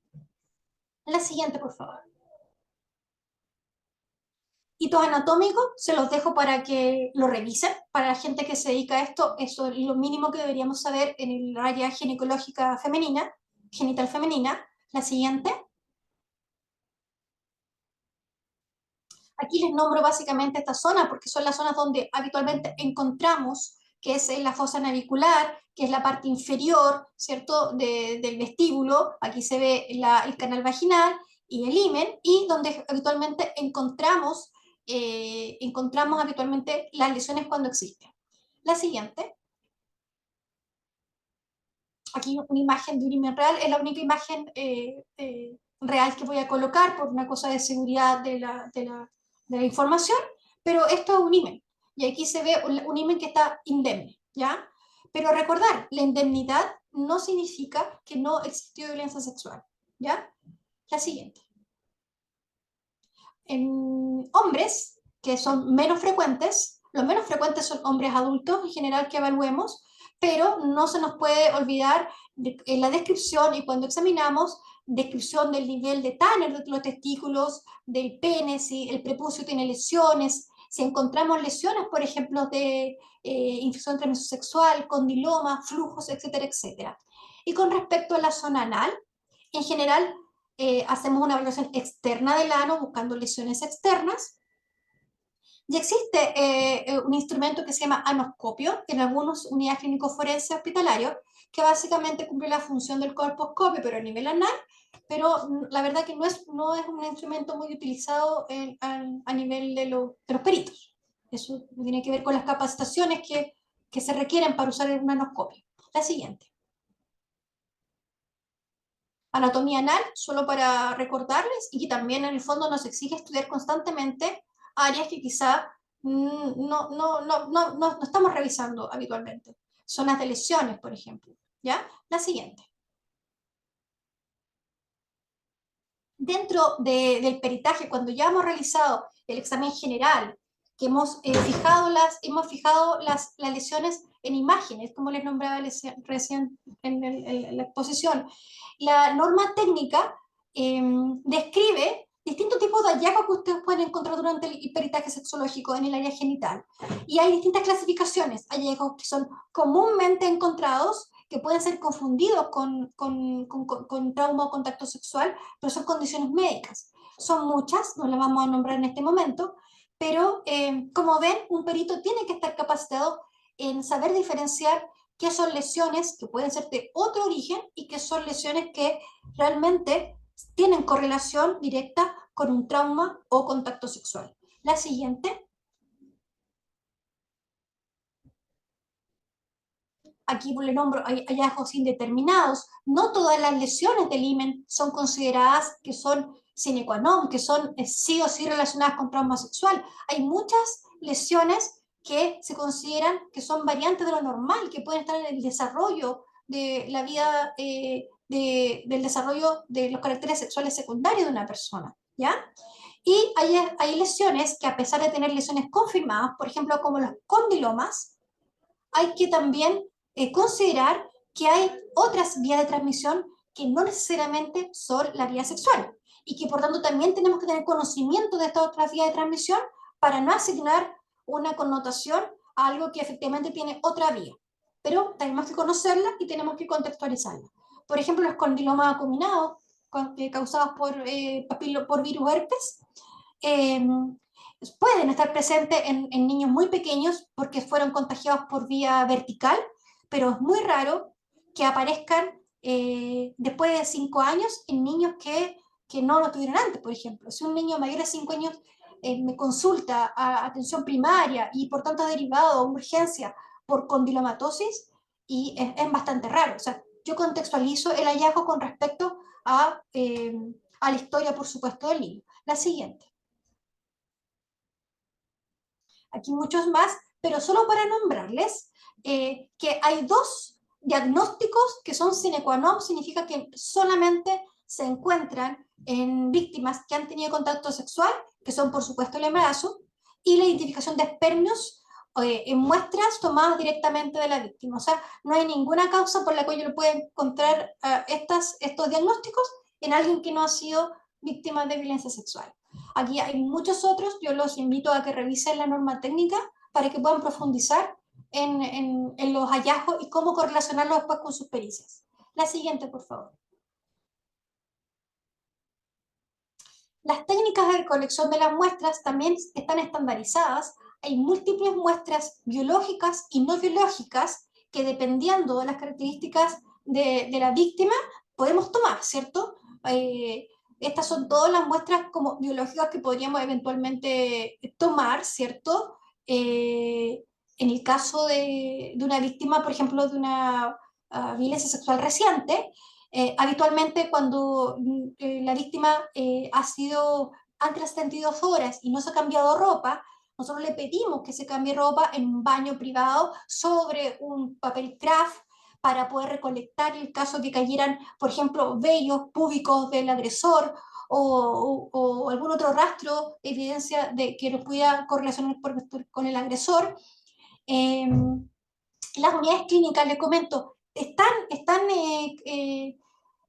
capacitadas para, por ejemplo, otorgar ropa de cambio a víctimas, que era un problema como muy del día a día, pero ¿qué pasa si yo le quito la ropa a la víctima? No se puede ir desnuda a su casa. Las unidades clínico-forenses tienen ropa interior, tienen ropa de cambio, por ejemplo, en alguna unidad hay comida, hay jugos, hay el fondo para que la víctima se sienta acogida y en el fondo esto además no sea un proceso de victimización secundaria. No las voy a nombrar una por una porque es muy extenso, pero se las dejo en la presentación. La siguiente.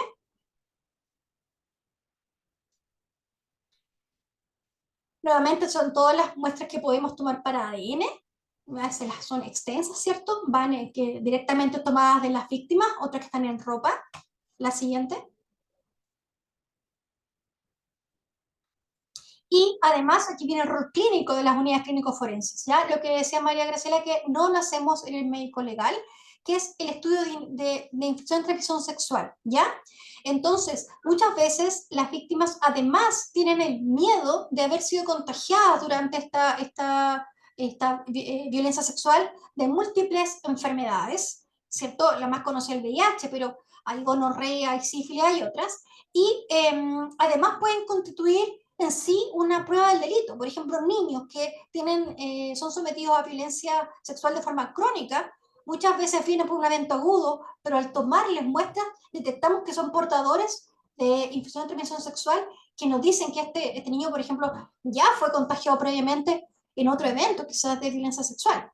Son todos los que se toman muestras basales para VIH, sífilis, gonorrea. Además, que todo esto obviamente bajo consentimientos informados, firmados, ya sea por el adulto o por el niño cuando corresponde con consentimiento informado. Además, tomamos alcoholemia, si la historia clínica lo sugiere. Por ejemplo, el niño dice, mira, yo tomé y me emborrachó o me dieron algún tipo de droga, también están en la toma de muestras de sangre para drogas. Y, por supuesto, la determinación si hay un embarazo en curso. ¿Ya? La siguiente, por favor. Estos son para recolección de muestras no corporales. Recordar que, por ejemplo, la ropa de una víctima nos puede dar mucha evidencia. Por ejemplo, dar correlato del lugar donde sucedieron los hechos. Zapatos, por ejemplo, se me dice fuera un lugar con barro. La recuperación de este tipo de elementos de muestras no corporales también es evidencia que también tiene que ir enviada a periciar bajo cadena de custodia. Nosotros todo esto lo hacemos bajo cadena de custodia. La siguiente, por favor. Bueno, y aquí el resumen de todas las ITS que buscamos y cubrimos durante las pericias sexológicas, y estos son todos los fármacos que tenemos disponibles en las unidades clínico-forenses hospitalarias para dar profilaxis, para prevenir en el fondo, y si es los exámenes basales están negativos, para poder darle toda esta serie de tratamientos para prevenir. Van desde antibióticos hasta terapias antirretrovirales, vacunas en el caso de personas que no tengan su programa de inmunización con la hepatitis B, que es obligatorio en Chile para niños desde los 5 años, ¿cierto? Que es la hepatitis B, se coloca en el colegio, las inmunizaciones, el programa de inmunización, y por supuesto la pastilla anticoncepcional de emergencia, que disponemos de 2 presentaciones, levonorgestrel de 1,5, que es una pastilla única, y en algunas unidades levonorgestrel del 0,75, que la damos en 2 tomas, que son las 2 opciones que podemos disponer. La siguiente. Finalmente, todo lo que hemos recabado lo vertimos en el informe pericial. A diferencia del servicio médico legal, el informe pericial de los servicios de urgencia que tienen unidades clínico-forense hospitalaria se vierten en un examen que vienen incluidos en la norma técnica tanto para adultos como para niños, que ya les contamos que hay unas diferencias, y finalmente nos van a pedir que describamos todo lo que se relató espontáneamente, lo que rescatamos de evidencia, los hallazgos físicos, y que hagamos un análisis e interpretación de lo que encontramos en la pericia realizada. Y esto es lo que el fiscal en el fondo va a recibir como este insumo y que va a poder después utilizar durante el juicio oral, si a él le parece, y que nos llama posteriormente, cuando esto ocurre, a declarar y a explicar nuestros informes periciales. No siempre somos requeridos en los juicios orales, pero a veces sí, y tenemos que ir a explicar los hallazgos y por qué concluimos con respecto a esos hallazgos. La siguiente. Unas breves palabras sobre el GES 86. Para los que no son de Chile, en Chile existen garantías explícitas en salud, que son prestaciones, son garantías de acceso, oportunidad o tratamiento que están garantizadas para distintos tipos de patologías. Para nombrar algunas, puede ser, hay cánceres, cánceres de menores de 15 años, hay partos prematuros, cáncer de ovario, etcétera, etcétera.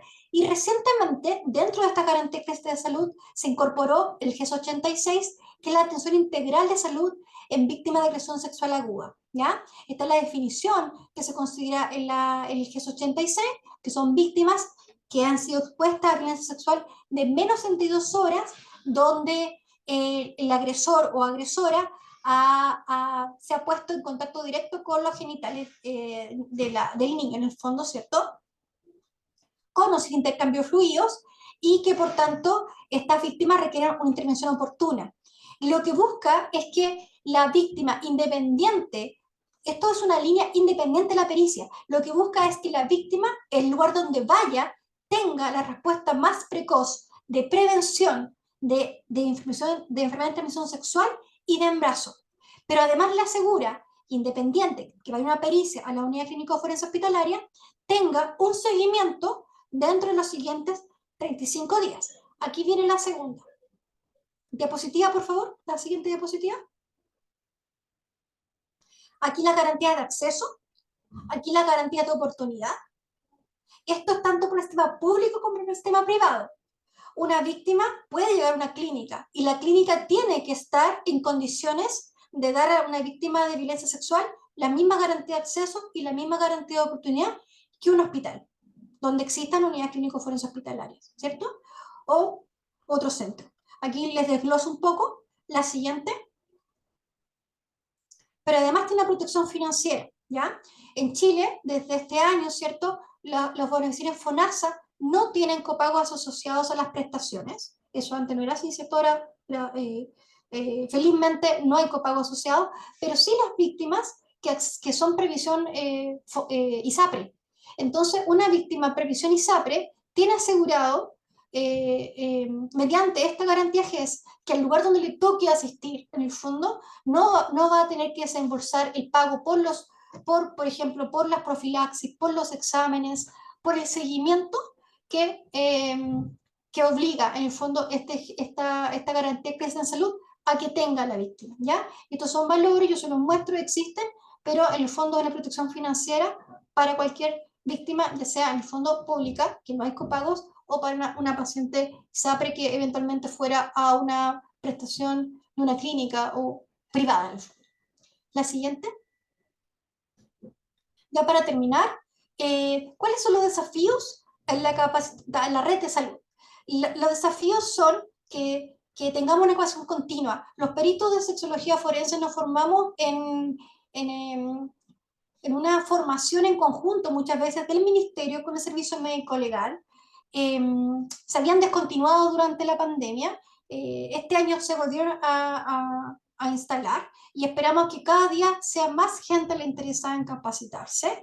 Que hay instancias de perfeccionamiento de los equipos. En Chile es difícil formarse como perito de sexología forense. Hay pocas instancias. Habitualmente estamos buscando instancias extranjeras, fuera de Chile. Entonces, nuestra instancia es generar espacios de capacitación técnica, por ejemplo, de lesiones, de reconocer, es o no una lesión, de afinar el ojo, por ejemplo, en distintos tipos de lesiones en el área genital. Y, por supuesto, que además hay instancias de capacitación en juicio oral. No vale de nada si después el perito, cuando es llamado a un juicio oral, no puede explicar con claridad los hallazgos que encontró en una pericia, en una unidad clínico-forense o, en el caso del servicio médico legal, en nuestras unidades de sexología forense. Tenemos que desafiar al sistema a que cada día haya más gente capacitada y que cada día haya más instancias de aprendizaje para los peritos, pero también para todos los equipos de salud, matrona, enfermera, TENS, todos deberíamos estar capacitados en la atención de víctimas de violencia sexual. Esa es la última, me parece. Les agradezco mucho y yo sé que esto es extenso y un poco árido puede ser, pero traté de mostrarle la realidad a nivel país de lo que son una unidad clínico-forense hospitalaria, cómo funcionamos a nivel de salud. Así que muchas gracias. Muchas gracias, Katia. Voy a pasar a leer las preguntas que están en el chat. Jimena Godoy, de Bioquímica de Santiago, pregunta: ¿las unidades clínicas forenses hospitalarias tienen contemplados los complementos de la pericia sexológica como son los análisis de laboratorio? Ya. Las unidades clínico-forenses, cuando tomamos muestras, por ejemplo, muestras biológicas, son tomados bajo la normativa de la norma técnica de la violencia sexual del 2016. Y esas muestras quedan en cadena de custodia bajo todas las condiciones que probablemente conoce la profesional que preguntó, y es el fiscal quien nos indica dónde llevar esas muestras. O sea, nosotros guardamos las muestras hasta que el fiscal nos dice, se la va a llevar PDI a la BICRIM, o se la vaya al laboratorio de PDI, o van a ser enviadas al SML. Nosotros tomamos las muestras, las guardamos bajo cadena de custodia y esperamos la indicación del fiscal para mandarlas. No son procesadas localmente. Las muestras con respecto a buscar, por ejemplo, ADN del agresor, todo va por cadena de custodia a donde el fiscal determine, que habitualmente es SML o Policía de Investigaciones. No sé si esa era la pregunta, como más o menos a lo que estaba enfocado. Parece que sí. Bueno, nos comentarán en el chat si requiere complementar la respuesta. Fabián Moreno, en el contexto de un peritaje sexológico a nivel forense, ¿cómo se controla la competencia de los profesionales que realizan el peritaje? ¿Existe un plan de capacitación a nivel nacional? ¿Cómo acreditan su competencia? Súper buena pregunta. Lo que yo le nombraba, inicialmente el ministerio, junto con el Ministerio de Salud y tanto SML y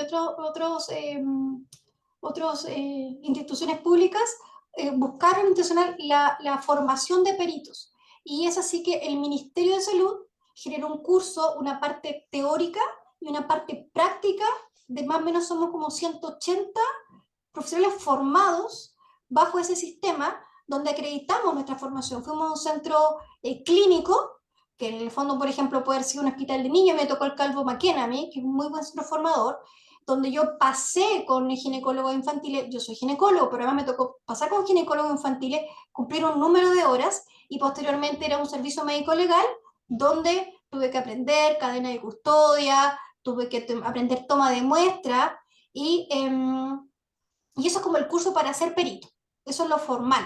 Y somos 180 aproximadamente a nivel país peritos formados en ese contexto. Pero eso se detuvo por pandemia. Pandemia detuvo las formaciones presenciales de los peritos y se intencionaron desde el ministerio en línea formaciones con respecto a peritaje, ¿cierto? A violencia sexual, también con cadena de custodia. Cadena de custodia es muy importante la formación de los profesionales, no solo médicos. Recuerden que la cadena de custodia la puede tomar cualquier profesional de salud. O sea, si usted está en una posta y es un técnico paramédico, le llega un señor acuchillado, ese cuchillo tiene que ir por cadena de custodia, por ejemplo. No solamente pensando en el área de sexología forense. Y este año el ministerio quedó comprometido de reinstaurar las formaciones presenciales, tanto de SML como de ministerio, para la formación de nuevos peritos. Y no hay más formaciones. Son muy pocas a nivel país. Yo les sugiero mucho a la gente que se dedica a peritaje sexológico revisar los diplomados de la Fundación Amparo y Justicia. Yo lo tomé el año pasado, me dio una visión mucho más global. Recordar que esto no es solamente un examen físico, hay una dimensión psicosocial, sobre todo en niños, que no tenemos formación en el área de salud, que otros profesionales, tanto abogados como psicólogos, nos aportan mucho.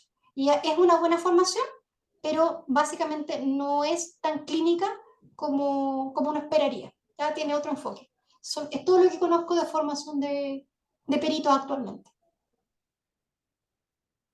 María Fernanda Avendaño pregunta, ¿qué ocurre si el fiscal instruye peritaje en la unidad clínica forense hospitalaria en una víctima con ISAPRE, pero no cuenta con el dinero para el copago? ¿Se entrega la profilaxis?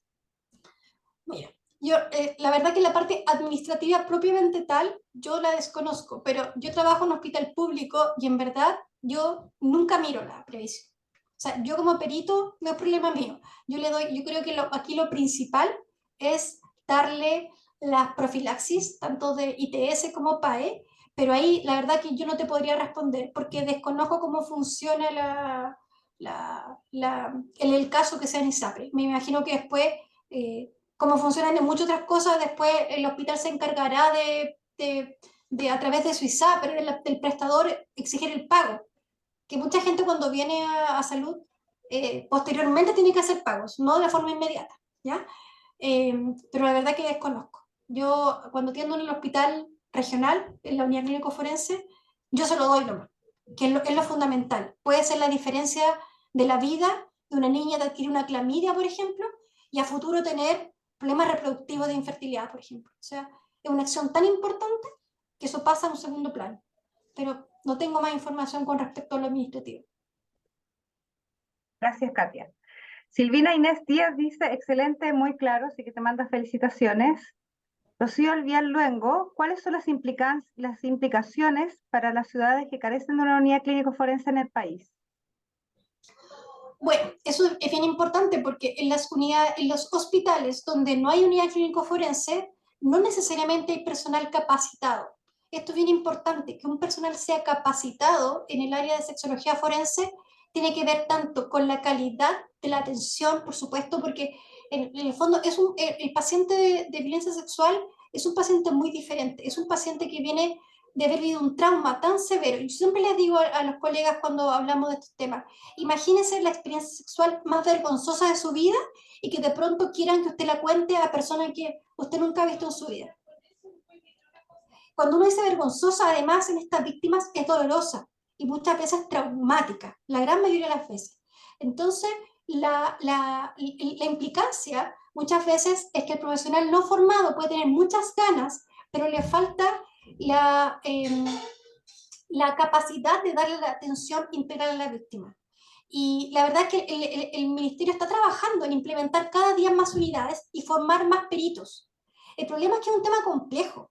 Y si me preguntan, no hay mucha gente interesada en ser perito. Hay mucha gente que se forma y a los pocos tiempos abandona el peritaje. Por ejemplo, en mi región nos formamos 20 peritos y actualmente solo vemos 3 peritos que ejercemos el rol de peritos, porque es muy difícil ver niños que han sido, sobre todo niños, yo digo porque es lo que más veo, pero en víctimas de violencia sexual. Son historias muy fuertes, habitualmente son violencias transgeneracionales, entonces se van acabando un poco, se van quemando, hay un burnout muy frecuente en los equipos que tratan a víctimas de violencia sexual. Eh, entonces el ministerio quiere y hay planes ahí, por ahí vi a la María Alicia Rives, que es de La Ligera, ella Sí, estaba intencionando esto y ojalá ella ahí nos pudiera hacer un comentario de abrir más formaciones online a médicos que no necesariamente vayan a ser peritos, pero que funcionen al menos en urgencia con una capacitación del área de violencia sexual.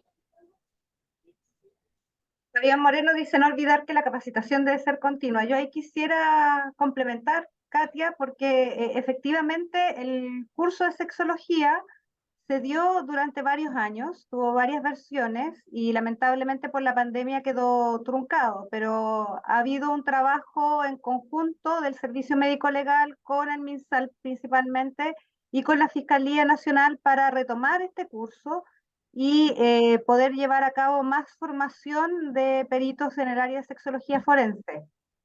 Pero también existe el tema que indica Katia, que mucha gente se ha capacitado, pero no quiere dedicarse a ser perito. Eso también es algo, es una realidad que no podemos desconocer. Exacto. Bueno, para que ustedes sepan, las unidades clínicos forenses en muchas regiones tienen cargos. Hay matrona con cargo en la unidad, hay médico con cargo en la unidad, y hay lugares como el mío, por ejemplo, donde somos peritos de llamados. Somos peritos de llamados que hacemos calendarios mensuales para asistir de llamados en caso de que haya violencia sexual. Pero lo que se intenciona ahora desde el ministerio es que las unidades tengan cargos asociados permanentes de personal altamente calificado y capacitado en el área de sexología forense en las unidades establecidas que yo les dije que actualmente son 16, si no me equivoco, el número actual que está en el Ministerio de Salud. MP Escobar dice, ¿se han estandarizado los procedimientos a nivel nacional de toma de muestras de restos embrionarios en casos de aborto por la ley 21030? Sí, está súper normado. En la ley 21.030, que también está incluido en esta nueva normativa, donde nos exige también darle información a pacientes que durante la consulta por violencia sexual encontramos un embarazo. Recordar que la ley 21.030 en menores de 14 años se considera que se constituye ley a un embarazo hasta de 14 semanas y y mayores de 14 hasta 12 semanas. Entonces, los hospitales independientes de la unidad clínico forense tienen unas unidades refrigerantes a menos 30 grados que permiten hacer cadena de custodia de restos ovulares o partes fetales, según la edad gestacional, que a veces encontramos también, de las muestras tomadas a víctimas de violencia sexual. Sí está estandarizado, está dentro de la ley 21.030, así que está súper estandarizado. Gracias. Paula Delgado te comenta, buenas tardes. ¿Existe una instancia en que el servicio sea evaluado por el peritado? Es decir, que entregue la opinión de cómo fue atendido, se le informa que tiene acceso al buzón de OIRS, sobre todo respecto a las evaluaciones cuando son niños, niñas y adolescentes. Ahí tenemos un poco diferente. En el servicio médico legal, cuando la víctima acude a un peritaje que habitualmente tiene que ver con algo más bien crónico, recordar que yo les comenté que el servicio médico legal solo en Santiago tiene un servicio 24/7 de atención a víctimas de violencia sexual, pero en el resto de la red, a menos que sea en horario hábil, es poco probable que atendamos flagrancia después de los horarios laborales. Y en estas pacientes ya sea crónico o agudo, se le informa al ingreso, se le hace un ingreso por OIS, donde se le presenta al usuario que existe esta oficina y que puede dejar su reclamo o sus sugerencias, que para eso es, de cualquier edad. En salud, en general, no tengo recuerdo que uno le haga esa como conversación, pero los peritos siempre tratamos de explicarle al niño y adolescente que tiene cuáles son sus derechos. porque recordar que el niño tiene una autonomía progresiva y por tanto en ese contexto de su desarrollo siempre tratamos de darle la mayor cantidad posible. No tenemos una retroalimentación directa. En general, la gente está tan choqueada en los momentos que es raro que nos suele dejar como comentarios en salud, para decirlo.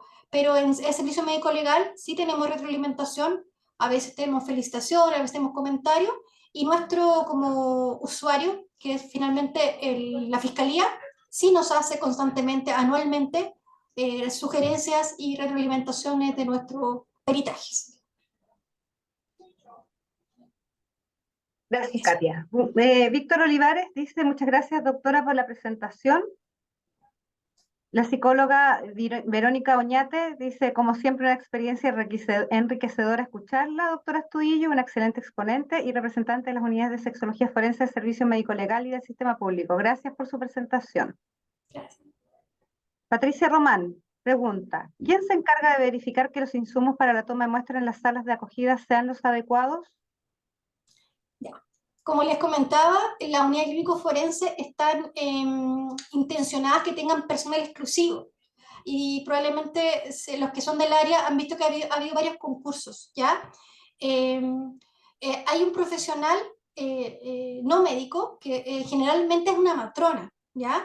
Los concursos actuales también, algunos han abierto las puertas a enfermeras, pero en general las unidades están formadas por equipos con matronas. Y esta matrona es la encargada de la sala. Y ella se encarga en general de mantener el stock de fármacos, de insumos, de ropa, de todo lo que corresponde a la unidad clínico forense hospitalaria. Porque está contratada para esa función. Y la gran mayoría de las unidades tiene matrona. Mi unidad, que es el Hospital Regional Coyhaique, que es donde yo trabajo, es una matrona actualmente la encargada. Y en el servicio médico legal, también las unidades que tenemos la alegría de tener equipos completos con psicóloga y profesional de apoyo, es una matrona la que trabaja con nosotros. Porque en realidad es su área, es el ciclo de la mujer. Aparte, como la gran mayoría son mujeres, está muy acostumbrada a esta área. Así que trabajamos con ella. Y un saludo para Victoria Pereira, que es la matrona de mi unidad, y para Verónica, que es la psicóloga de la unidad donde yo trabajo, en el médico legal.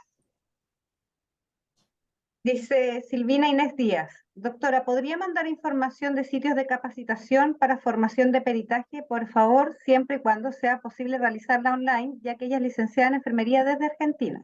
Ya, como te comento, en Chile la única formación de peritajes es la que esté del ministerio formal, ¿ya? Porque yo he visto algunas como online, pero no tienen una universidad que las avale o una institución ministerial que las avale.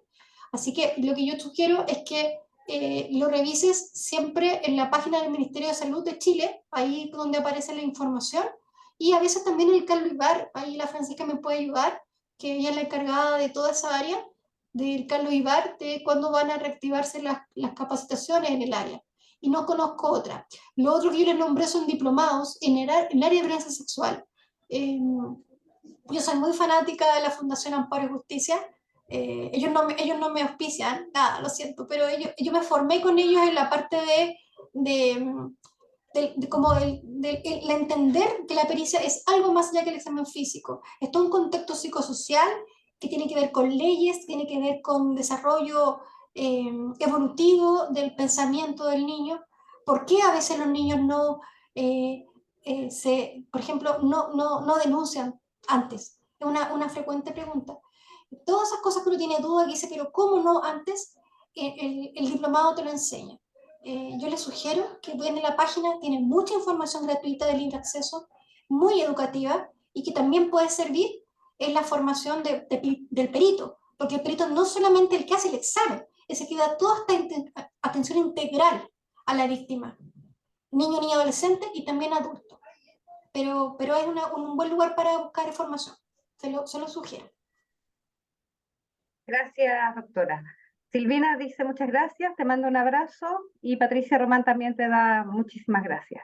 Gracias. Eso es lo que hay de momento, así es que les parece que no hay más preguntas. ¿No? Ok. Muchas gracias a todos ustedes por las Gracias. preguntas. Muchas gracias, doctora, por su presentación. Ya, Bien, muchas queremos gracias. agradecer a quienes estuvieron hoy junto a nosotros.